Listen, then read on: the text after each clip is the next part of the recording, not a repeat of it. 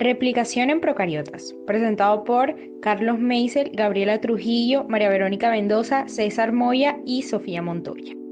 En esta ocasión hablaremos acerca de qué es el ADN en procariotas, qué es la replicación en procariotas, iniciación, elongación, terminación y posteriormente haremos unas conclusiones. El ADN es un ácido desoxirribonucleico compuesto por varios bloques de nucleótidos, formados por una base nitrogenada que puede ser una purina, adenina o guanina, o en pirimidina, timina o citosina, unida al carbono 1 de un azúcar pentosa desoxirribosa que tiene a su vez unido un fosfato en su carbono 5. Esta estructura se caracteriza por ser bicatenaria, con sus dos cadenas unidas por puentes de hidrógenos a partir de complementariedad de bases nitrogenadas guanina-citosina, adenina-timina. Es antiparalela, con un extremo 5', 3' y otros 3', 5'. Y allí están contenida la información genética de un organismo. En procariotas, este se encuentra de forma circular, es llamado ADN cromosómico y es único. La fisión binaria es el principal mecanismo de reproducción en procariotas. Para esto, es necesario que antes se haya copiado exactamente la información genética, es decir, se haya creado una cadena de ADN nueva a partir de un patrón. A esto se le llama replicación y su estudio en este tipo de células se ha referenciado en el proceso que ocurre en la bacteria E. coli. El genoma E. coli está contenido en una única molécula de ARN circular de 4,6 por 10⁶ pares de nucleótidos y tiene solo un sitio donde se comienza la replicación.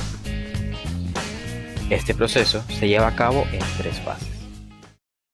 Iniciación. En E. coli la iniciación comienza si se dispone de suficientes nutrientes para que ésta pueda completar una ronda de replicación y se reconoce un origen de replicación o un órice rico en adenina y timina metilado.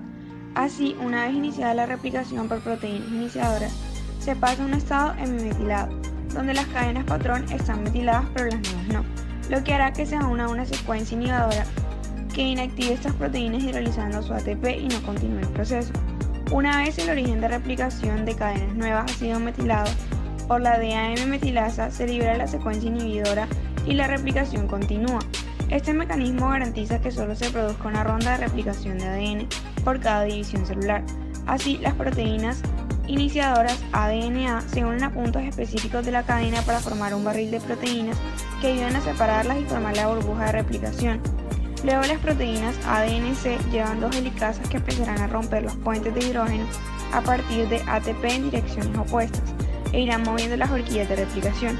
Este desenrollamiento del ADN puede causar tensiones, por lo que se necesitan topoisomerasas que hagan cortes temporales para evitar los superenrollamientos y que serán luego unidos por las ligasas.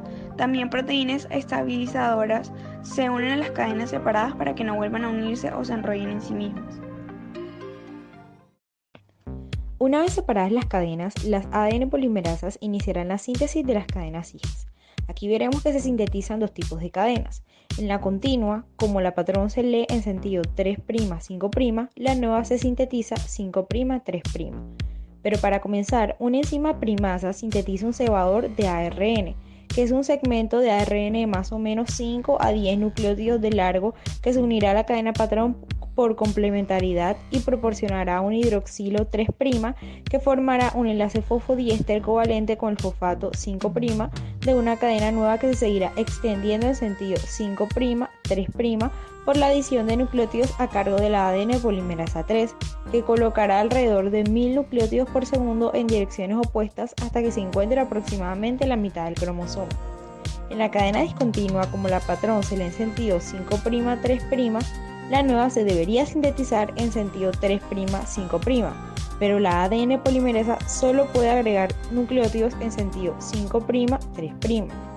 Por esto, la primasa va a sintetizar cebadores de ARN que distan de la señal de iniciación, a los que se van a unir en sentido 5', 3', fragmentos de ADN llamados fragmentos de Okazaki, haciendo que el proceso sea más difícil ya que se van a necesitar más cebadores que la cadena continua.